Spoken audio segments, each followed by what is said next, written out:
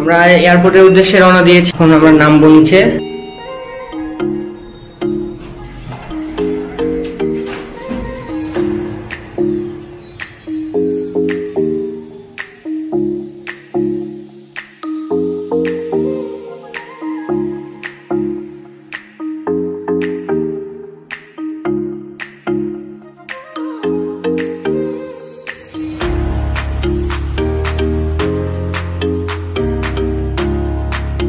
আমরা এয়ারপোর্টের উদ্দেশ্যে রওনা দিয়েছি। আমার সাথে আমার বন্ধু রাত রয়েছে, এই তো দেখছেন, এবং আমাদের সাথে আছে আমার ভাইয়া রাজু ভাইয়া সামনে। এই তো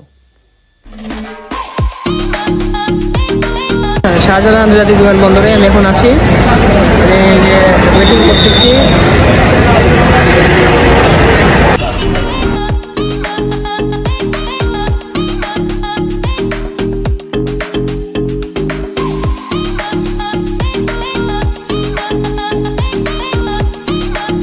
আমি টার্মিনাল 1 দিয়ে ভেতরে ঢুকে পড়েছি এবং সেখানে আমার দুটা লাগেজ র্যাপিং করতে দিয়েছি।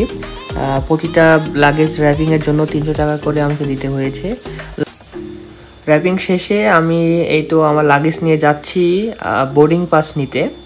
তার আগে আপনারা এই যে দেখুন এয়ারপোর্টের ভিতরে কেমন সবাই, এই যে রো নাম্বার বি, এরকম বিভিন্ন রো রয়েছে। তো আমাকে এখন যেতে হচ্ছে শারজাগামী যে বোর্ডিং পাস লাইন, সেখানে আমাকে যাইতে হবে। এই যে সেই শারজাগামী বোর্ডিং পাস লাইন, এখান থেকে আমাকে বোর্ডিং পাস নিতে হবে এবং বোর্ডিং পাস নিয়ে আমাকে আরেকটা কাউন্টারে ইমিগ্রেশনের জন্য যেতে হবে।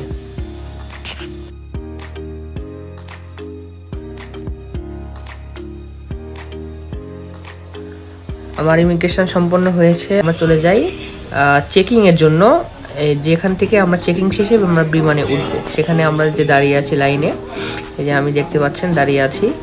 এই চেকিংটা এখানে সব কিছু দিয়ে দিতে হয়, ব্যাগ বেল্ট জুতো এগুলো সব কিছু দিয়ে দিতে হয়, এবং এটা চেকিং করে আমাকে ওই পাশে নিয়ে যাবে যেখান থেকে আমি বিমানে উঠবো। আমার